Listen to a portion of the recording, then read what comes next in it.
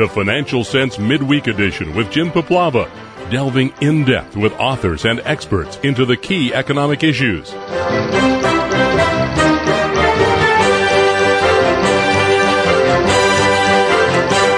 Joining us next on the program is author and investor Jim Rogers. His latest book, A Gift to My Children, A Father's Lessons for Life and Investing. Jim, you've often commented that you're probably the world's worst timer, but you've made some very astute calls over your investment career, one of them being your commodity call at the end of the 90s. How much of your travels around the world played into that call? Because nobody saw commodities as a new bull market back in 1998. Well, I'm sure that my travels had something to do with it, just because I could see what was going on in the world, especially in Asia. But everything had something to do with it. I could also see that, nobody built any offshore drilling rigs for 15 or 20 years. I'd seen that farmers were starving, closing down, because agriculture was such a horrible business. I could see that supply was suffering for everything, and I could see demand booming. I mean, drive around Asia, time or two, and you would, certainly in those days, you could see, my God, something's going on here, and it was a boom. Still is. One thing that I can recall you making a comment on my show back in 2002, in oil had just gone over $20 a barrel, and it was on its way. I think at that time that I did the interview, it was at $30. And I remember a comment you made on my program, and you said we would unlikely to see $25 oil again. What did you see in the oil space? Well, the same thing. I said a few minutes ago, I think the last boat for servicing offshore drilling rigs was built in 1981. Nobody was building drilling rigs. I could see that the North Sea was in decline. The production was in decline. I could see that Alaska, I could see that everywhere. I could see that China was going from being a net exporter to a net importer of oil. I could see the world was running out of known reserves of oil just by observing what was going on around it. Now, a number of years ago, you moved your family. You sold your place in New York, almost at the top of the property market, and you moved to Singapore.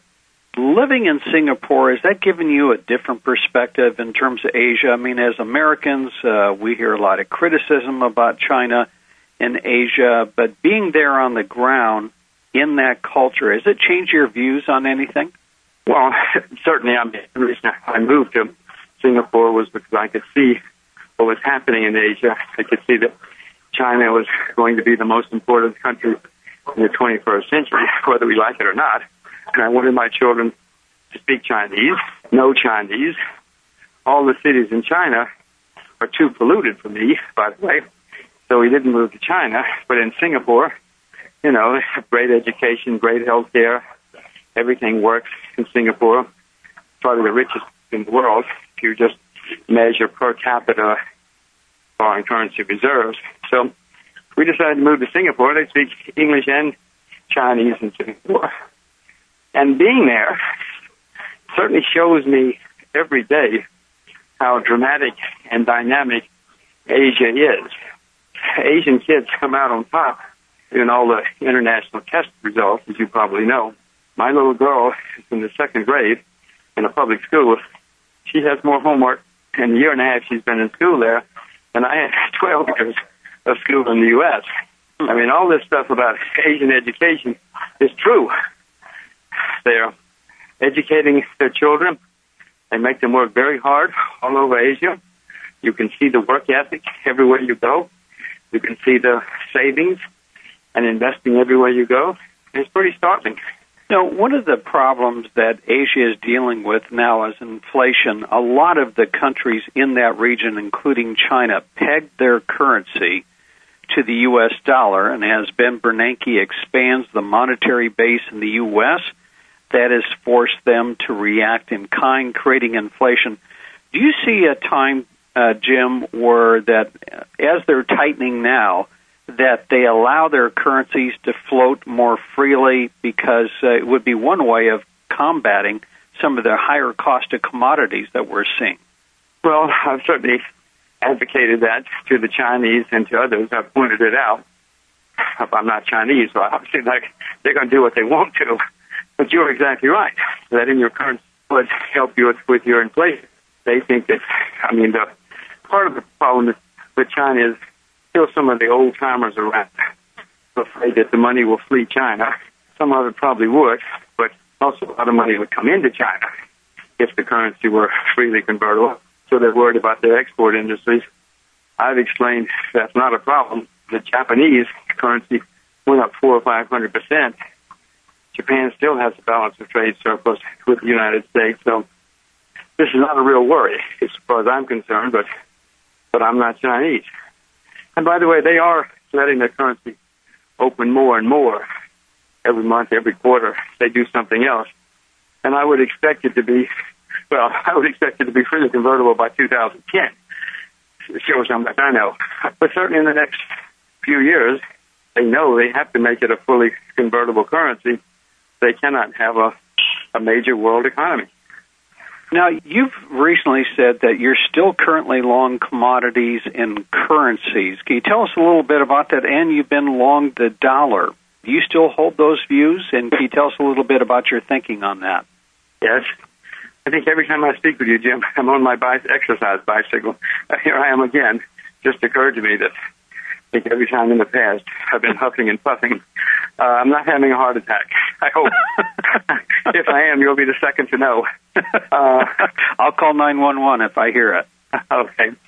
Yes, I still own commodities. My view is that the secular bull market is still in place. If the world economy, on a shorter-term basis, if the world economy gets better, I'm obviously going to make a lot of money in commodities because of the shortages. If the world economy does not get better, I'm going to make money because then government's going to print more money. It's the wrong thing to do. Absolutely the wrong thing to do. But that's all they know. So that's what they'll do. Well, that's the front page on Bloomberg this morning was a speech given by Ben Bernanke. He said, uneven recovery still needs stimulus, which translates to me, Jim, he's still thinking of printing more money. Well, of course he is. That's all the man knows. He doesn't understand economics. He doesn't understand currencies. He doesn't understand finance. All he understands is printing money. His whole intellectual career has been devoted to the study of printing money. We've given him the printing presses. Come on, he's just an Ivy League professor. He doesn't know very much. And unfortunately, we're all going to have to pay the price. So I own commodities. I also own currencies because, there are huge imbalances in the world. The U.S. is the largest debtor nation in the history of the world. You know who all the other debtors are. The largest creditor nations in the world are China, Korea, Japan, Taiwan, Hong Kong, Singapore. So these imbalances are going to play out more and more in the currency market. And I hope I get it right. Well, speaking of imbalances and reaction to all of this money printing, last year we saw the price of silver go up 80%, and I think this year at one point it was up to close to 50%. And it would appear to me, Jim, that there are strong fundamentals in silver, but we've seen a pullback. Let's talk about that. Isn't that healthy when you see a run-up of a commodity? I think it was up 170 or 180% before it corrected. Isn't that healthy for a commodity? Because as we all know, with any kind of asset, nothing goes straight up. Eventually it corrects. Is this healthy in your opinion? Well, I own silver, and I was delighted to see it break and go down. I was actually on some TV show saying, gosh, I hope it goes down, because if it doesn't, it's going to turn into a parabolic move, and we'll have to sell. So I'm very pleased it went down. I want to own my silver for another 5, 10, 15 years, and hopefully it will go up, consolidate, go up, consolidate, go up, consolidate, and in 10 years, we'll all be absolutely stunned at how high the price of silver is. But if it goes up too fast, too far, you know as well as I do that all parabolic moves end in collapse, and I don't want to see that. I don't want to have to sell my silver. What would I do with the money? One thing that was posed in the markets, especially when silver was going over 30 and it got into the $40 range, there were some what I call shortages of particular coins. Like it was difficult to get silver eagles. The U.S. Mint had been sold out. Dealers were charging premiums, and some would suggest that there was an actual silver shortage. But to my knowledge, Jim, the biggest buyers of silver in the world are in Asia and India. Did you experience or have you heard of stories in, let's say, India or Asia where there were shortages as appeared here, for example? Well, yes. Whenever I go to China or Hong Kong, I try to buy silver coins, pandas they're called. And it's very difficult there for a while to get pandas. It still is. Still is difficult to get silver pandas. The gold ones are more readily available. But no, I certainly saw it. And I know that the Indians, a lot of Indians who traditionally huge buyers of gold, started buying more silver. And the Chinese have gone, 1,500. That's expensive for a lot of people. So Chinese were converting to silver as well.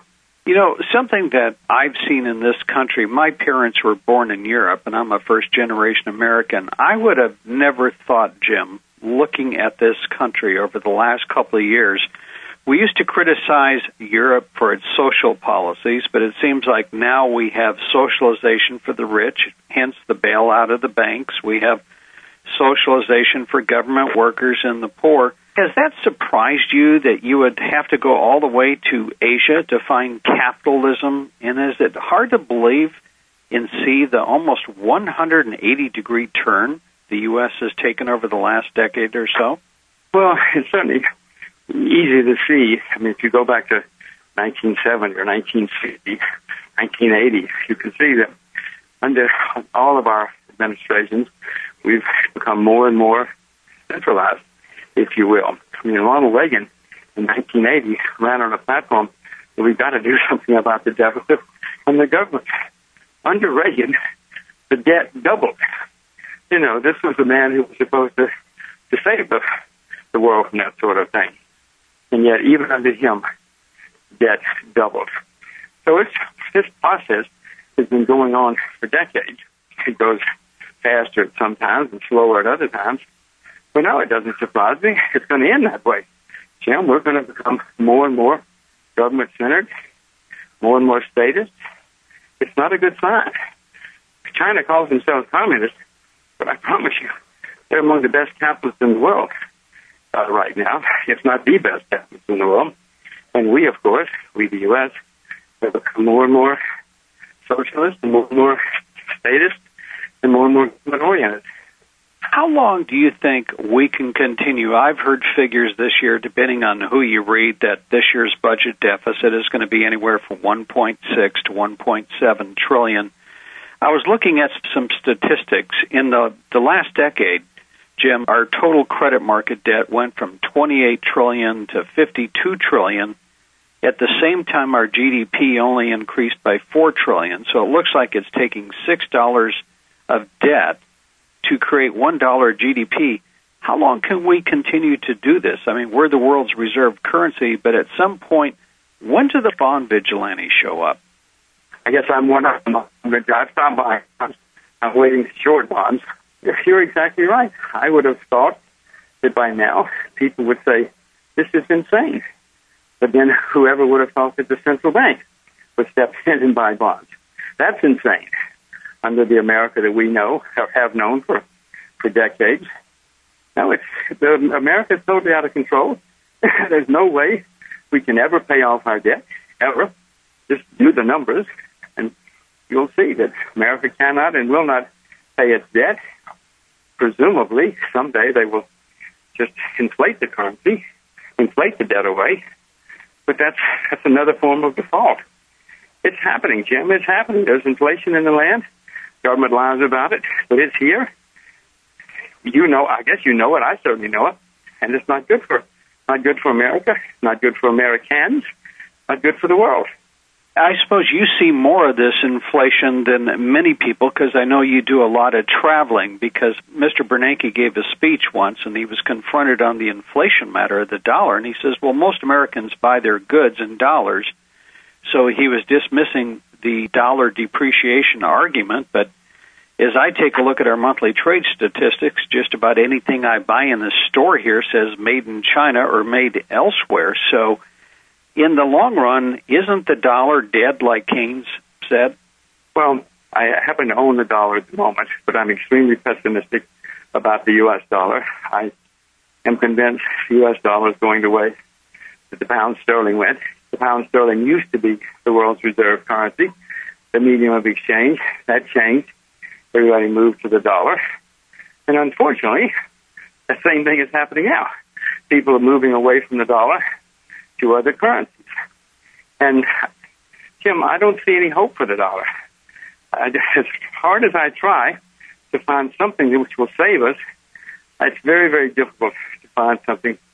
You know, most countries that get themselves into this kind of situation don't really get out of it until there's a crisis or a semi-crisis. Well, unfortunately, we're headed towards a crisis or a semi-crisis. I'm not particularly happy about it, but I have to deal with facts, or I'll go down the tubes with everybody else.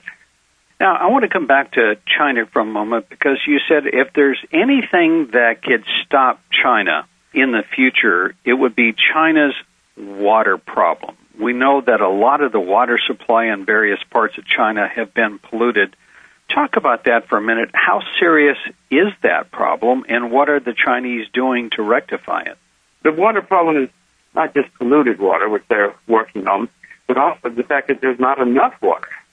You know, as your economy grows, people use a lot more water. They take baths, if nothing else, more often. So China's got a very serious water problem. By the way, India, northern China has a water problem. Northern India has a worse water problem, I should point out. Well, you live in the Southwest. We have a water problem in the southwestern part of the U.S. that we have to do something about. China is spending huge amounts of money to try to figure out to get more water or clean the water. You know, there's a lot of water in Siberia, for instance. You and I are not the only ones to know that China has a big water problem. As the economy continues to grow, they're going to have to find more water. Full stop, period. I want to change topics, if I can, for a moment. One thing that we have seen are not only these big budget deficit numbers, but there is now a fight going on in Washington between both parties. A while back, they patted themselves on the back for, I guess, taking 3 weeks to cut $36 billion, and during the 3 weeks they took to argue over that cut, the deficit increased by $70 billion.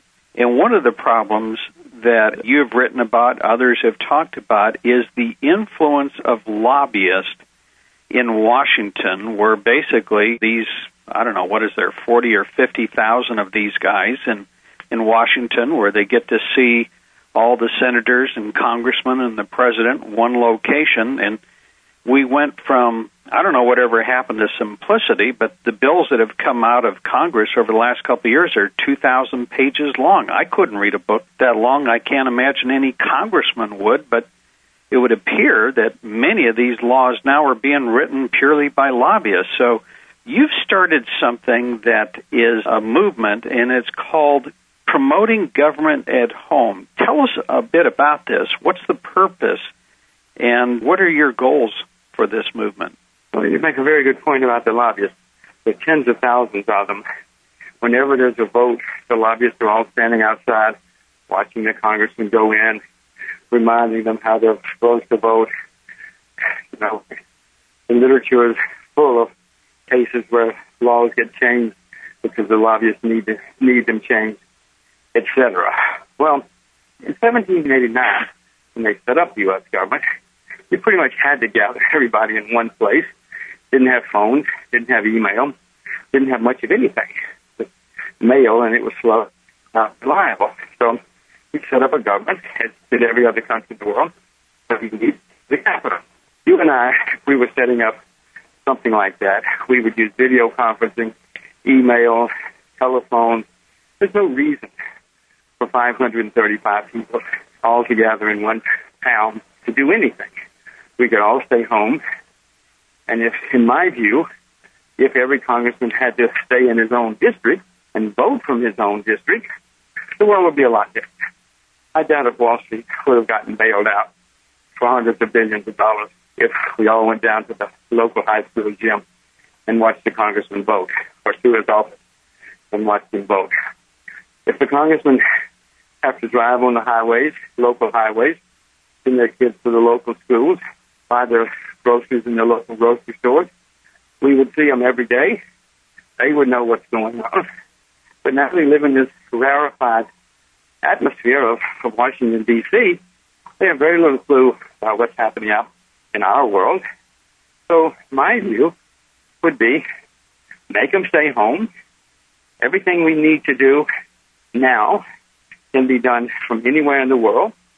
You don't have to go to Washington. And then if the lobbyists want to come see you, let them come see you in your own district. And then the lobbyists would have to go to 535 different locales in order to press their case. But at the same time, the local citizens would be right there talking to the congressman too. And when they would find out about bad laws, crazy bailouts, which are being imposed on all of us. I actually wrote about this. I wrote a book called Investment Banker back in the early 90s. And I could see then that the technology existed. But now, of course, the technology exists in spades. You can do anything now. And you don't have to worry about it being encrypted. Plenty of ways for it to be secure and safe. And as I said, if you and I were going to set up a government in 2015, we wouldn't set it up this way. We would set it up electronically. So one of the problems, and one always gets the feeling when you hear politicians make talks about them, my favorite is when you see government officials or Wall Street tell us that there's no inflation. You almost get the feeling, Jim, that these guys live in Washington, somebody else does their grocery shopping and fills their tanks with gasoline. Of course. They don't understand what's happening in the world, and they don't have to question things like that. They spend too much time to dinner with the lobbyists. They're going on special trips abroad with the lobbyists. No. You and I know that it's inflation. Everybody listening to this knows inflation. But congressmen and Washington, D.C. either are unaware of it or they're just lying about it. In my view, the government is lying about it. They know there's inflation. The congressmen may not know because they don't go shopping. With this movement, what do you hope to accomplish? Are you trying to get petitions, people to sign up? Jim, tell us a bit about it. We've just barely gotten a website now, Jim. We've just gotten started. We're hoping that as more and more people think about it and understand the world, they will see that the world that they've known for 200 years can't change. So we hope that people will become aware of it first, then that they will think about it, study it, come to the realization that it can work, and it would be good for the country. And eventually, we would want congressmen to stay home. Sure, they got to go to Washington some. Don't have anything against that.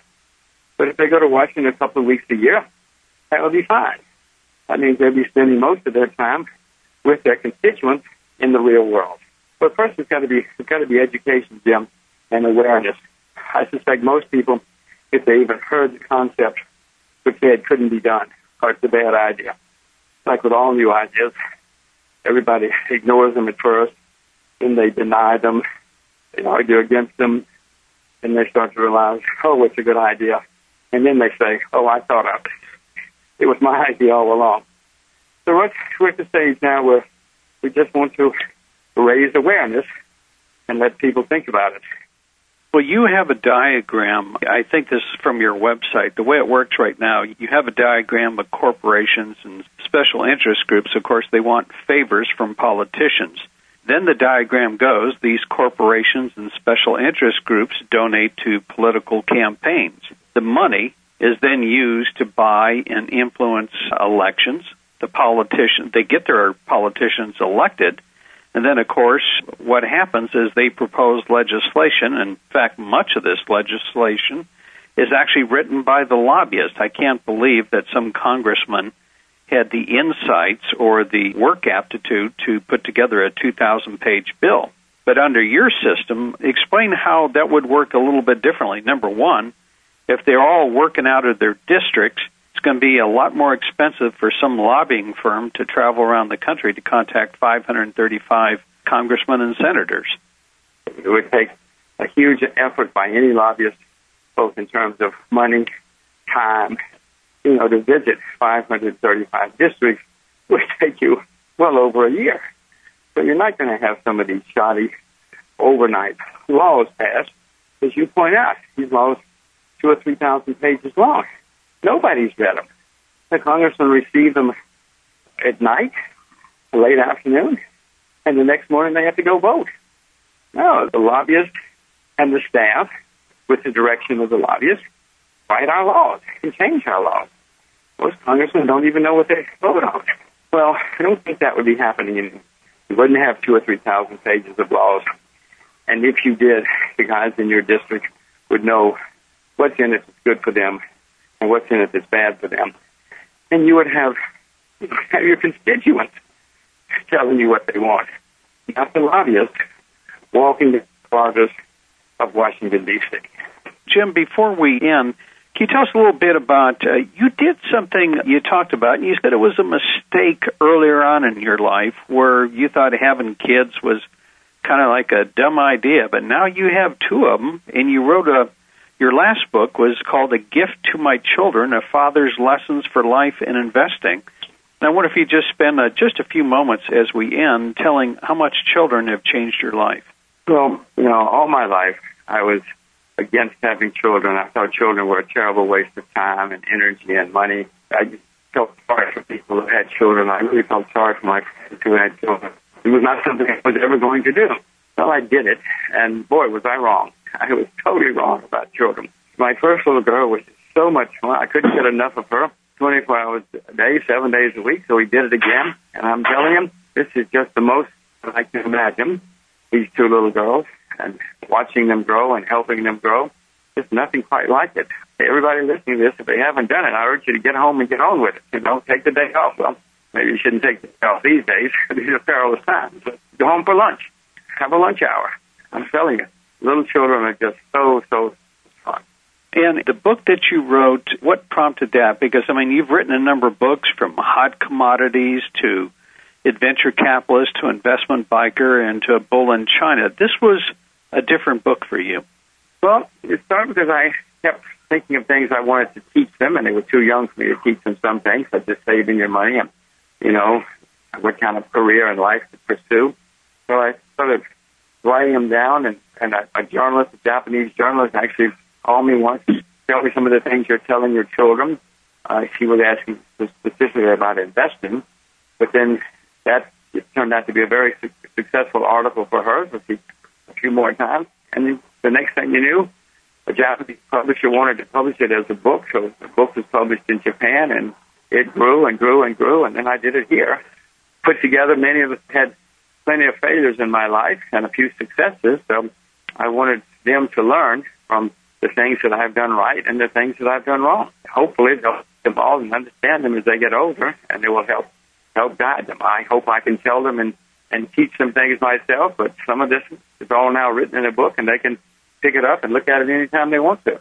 You have had a long, successful career in investing, and recently you've been urged to write an autobiography. Would you ever consider doing that and sharing maybe not only your successes that you have had, but also the things that didn't go right and what you learned from them? I think that would be a great addition to the investment world. Well, I'm thinking about it. My agent, my publisher are after me to do memoirs or something. I'm thinking about it. There's a chance I'll do it, Jim. I'm flattered you even know that I've been thinking about it, and I'm flattered you think it would be good. I'm thinking about it, and chance I will do it. You'll know if and when I do it. Okay. Well, Jim, as always, I appreciate you joining us on the program. Glad you got a little exercise in there.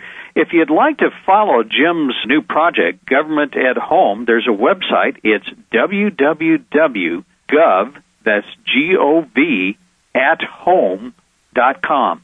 That's GOVATHOME.com. GovAtHome.com. And also you can follow